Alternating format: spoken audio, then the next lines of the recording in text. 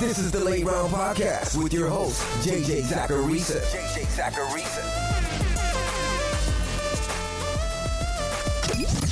What's up, everyone? It's JJ Zachariason, the editor-in-chief at FanDuel and at NumberFire.com, and this is episode 417 of the Late Round Podcast, one of the many shows that are part of the FanDuel Podcast Network. Thank you for tuning in. On last week's matchup show, I nailed Ryan Tannehill, but I missed Gardner Minshew. I guess I got Tyrod Taylor right too because he didn't play, but we don't take cheap victories on this podcast. I'm not giving myself a W for that. That's unfortunate more than anything. I was right to be high on David Montgomery though, but was wrong to assume the Buccaneers wouldn't change their backfield up in a major way. Ronald Jones was fine enough, but he wasn't Leonard Fournette. And then at wide receiver, I got Tyler Boyd right, CeeDee Lamb was solid too, but Devontae Parker was better than expected. The Bills actually used Tre'Davious White on Preston Williams a lot on Sunday. My tight end picks sucked, but the defenses were fine. So overall, probably an average to below average week. I have no idea if you guys care about these quick recaps, but I'm going to keep doing them each week until people tell me to stop. And remember, the point of this show, to me at least, is the walkthrough process. Of course, I want to help you make the right plays, but I think what's most important is to go through some of the things that I look at when dissecting a matchup. That's what the Late Round Podcast is all about, the process. Now, before getting to players that I like more and less than the consensus this week, I wanted to let you guys know that we've got another listener league for week 3. It's no secret that week 2 was devastating. There were injuries that impacted some of the biggest names in the sport. If your lineups were affected by those injuries, FanDuel is giving you another shot to win with the FanDuel Podcast Network Listener League. Enter the rake-free weekly NFL contest made exclusively for you, the listener. And for just $5, you can compete for your share of the $2,000 prize pool, including $200 for the first place prize. To enter, visit FanDuel.com/league/listener league. Eligibility restrictions apply. It's always a little nerve-wracking talking about Thursday night games. They're island games, so the pressure's on as an analyst, but they also anecdotally can be a little bit wild. This week, I actually like both quarterbacks in that Thursday night game, which is the Jags versus the Dolphins. Some of you might be listening to this after that Thursday night game is played, and as usual, I might look dumb. But let's start things off with Gardner Minshew. The Dolphins have now allowed the highest net yards per attempt in the entire league through 2 weeks, and they've pressured opposing quarterbacks at a below average rate. Minshew does have some touchdown regression coming, and that is a concern because his touchdown rate is 9.2% right now. But it's a good matchup, and Minshew's added about 2 points per game so far this season through his rushing. So he's my top streaming option this week in a game with a reasonably high 47.5 point over-under. Now with Ryan Fitzpatrick, I think rankers are being less reasonable with him this week than Gardner Minshew. Minshew's at the right ranking over on Fantasy Pros, but Fitzpatrick is in the high 20s rankings-wise. But he's not in that bad of a spot. He's faced 2 good secondaries in the Patriots and the Bills to start the year, and he was the QB 10 last week. It's not like he's been worthless. Jacksonville is a way worse unit than those 2 other units that he's already faced. They're 8th worst in pressure rate to start the season, they've only had 2 sacks, and they've given up the 3rd highest net yards per attempt rate. In deeper leagues, Fitzpatrick should be usable. Matthew Stafford's gotten off to a slow start, but he's also been without Kenny Golladay. After leading the NFL in deep ball rate last year, this year he's more middle of the pack. And there's no doubt that Babytron has something to do with that. Well, Golladay is supposed to be back this week, and it's just in time for a high-scoring affair against the Cardinals. That game has a 54.5 point over-under, and even though the Lions are 5.5 point underdogs, they still have an implied team total this week of 24.5. Arizona ranks 7th best in fantasy points allowed to the quarterback position to start the year. But they've also faced Jimmy Garoppolo and Dwayne Haskins. Let's not pretend that things have been tough. Stafford has a touchdown rate that's below his career average right now, and I think that he's in a nice bounce back spot this week. So if you've got him and you're worried about the waiver wire, the quarterbacks on your waiver wire, he's fine to play this week. You're not benching Deshaun Watson more than likely this week, but I've got to bring him up on today's show because I am very scared about the obvious tough matchup that he gets this week when he faces Pittsburgh. No team has pressured quarterbacks at a higher rate than the Steelers to start the year, and no team has been worse at protecting their quarterback than the Texans. Watson's been sacked 8 times this year, and Pittsburgh's gotten a pressure on over 44% of their opponents' dropbacks. So yes, I'm worried. I think you can still start Watson, and you should start Watson as a low-end QB1, but at least set lower expectations. Now, I don't really have many disagreements with the quarterback rankings this week. I'm a little nervous about Baker Mayfield against the Washington front, but I think that he is ranked properly. Maybe Big Ben's a little bit high, but I understand it at least. So I'm not going to just sit here and say, don't play this guy versus how the consensus is ranking this week just to say it. There are just a lot of mediocre quarterback matchups this week overall. So no one is probably benching Miles Sanders in week 3, but I've seen a lot of negativity with him in my mentions over the last handful of days. And I saw that he's currently being ranked below players like Joe Mixon in PPR formats, and I don't get it. I don't get it at all. In his debut last week, Sanders had 83% of the team's running back rushes and a 17% target share. And now he gets a Bengals defense where not only are the Eagles favorites and they could see a positive game script, but the Bengals ranked 24th in success rate allowed this year, according to NumberFire's expected points model. They've given up the most running back rushing yards in the league. Miles Sanders should be a top 5 option this week. And if people are this low on him, I'd try sending out some offers because he's one of the few running backs in the league who can have a bell cow workload this year. Now, digging deeper, you might be going back and forth on whether you should start Joshua Kelly. And I'm here to tell you that it would be wise to start Josh Kelly. Like I said on yesterday's 10 Trends episode, Kelly saw a nice jump in running back rush share from week 1 to week 2, going from about a 36% share to a 59% one last week. And he's run as the goal line back. He has 6 carries from within the opponent's 10-yard line, and Austin Eckler has 1. Kelly has seen all 4 running back rushes from within the 5. And now he gets Carolina. The Panthers were torched last week by the Bucs on the ground, and Josh Jacobs had a big day against them in week 1. It's the ideal matchup for Josh Kelly, and I think that he's a strong lower-end RB2 option this week. The Ravens' backfield has been a disaster to start the year. Not that they failed to score fantasy points, though. As a team, they have the 8th most points in the league. On the season, Mark Ingram's seen the most work in that backfield with a 44% running back rush share. He's probably the most reliable for this matchup against the Chiefs.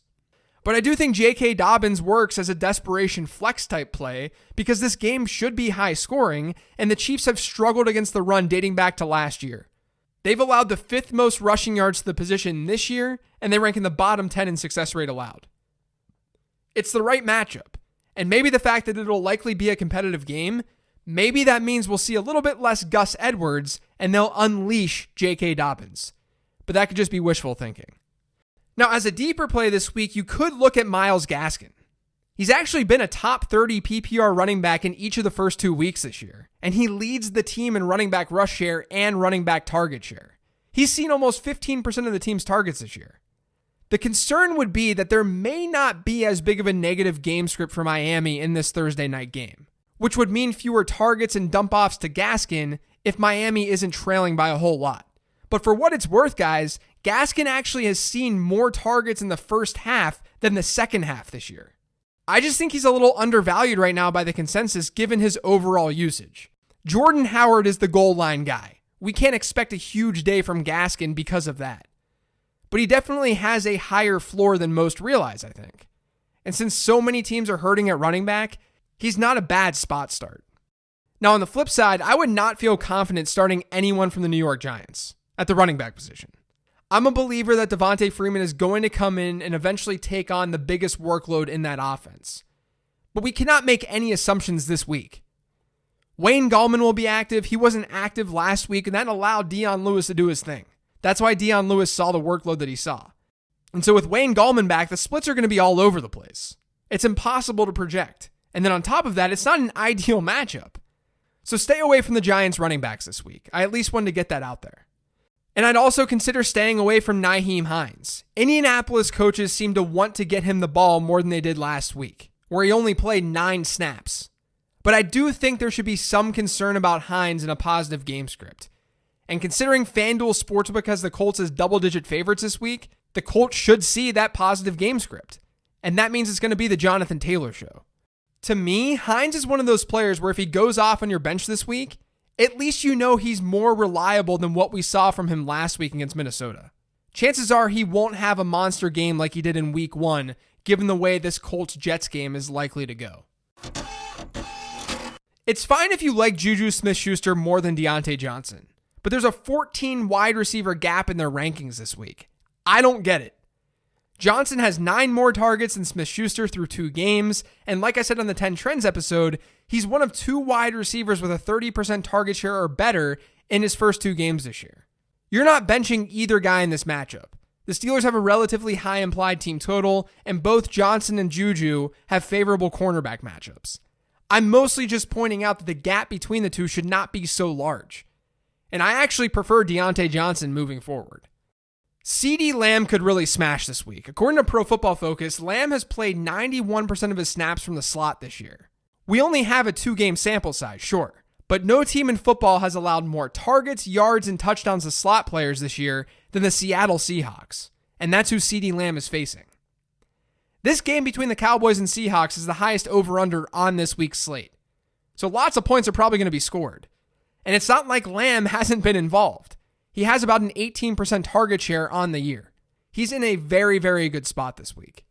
One player who I think is at least going to beat his wide receiver 57 ranking this week is N'Keal Harry. I don't love that Patriots-Raiders game from a scoring perspective. And look, Harry hasn't seen very valuable targets so far this year. He's only had 99 air yards, which ranks outside the top 50 at wide receiver. But he's also got a 29% target share in that Patriots offense. It's not a crazy tough matchup for him this week, and even if New England is a little bit run-heavy, Harry should still see 6 or 7 targets. So he's got a floor. But given how he's being used, we definitely should question his ceiling until we see more. I just at least expect him to exceed expectation this week. Keelan Cole at the time of this recording is the wide receiver 81 over on Fantasy Pros. People are probably viewing his 2 top 24 performances as fluky, because he scored a touchdown in both of those games. But he has a 19% target share in the Jaguars offense. And he's run the second most routes on that team. It's very clear that right now, here in week 3, he's the number 2 receiver in Jacksonville behind DJ Chark. Now, I already talked about why I'm into Minshew this week, and while I don't love using Jacksonville wide receivers because of how they're spreading the ball around, Cole is still really undervalued at wide receiver 81. He's a dart throw. I'm not going to deny that. He is a dart throw player this week. But that's way too low for a good matchup and a guy who has seen a 19% target share. The one player who stood out to me this week on the bad side of things is Anthony Miller. Miller is someone that I just cannot trust right now. But where he's being ranked, he could find some of your starting lineups. I know he's in some starting lineups. He's now playing fewer snaps than rookie Darnell Mooney, and he's seen a target share under 15%. He had the same number of targets as Mooney this past week. He's trending down, but he's being ranked ahead of players like N'Keal Harry, who I would confidently play ahead of Anthony Miller this week, despite the matchup for Miller. I just need the peripherals to be better to be confident slotting Miller into my lineup. I love him as a talent. I hope things can click, but it just hasn't so far.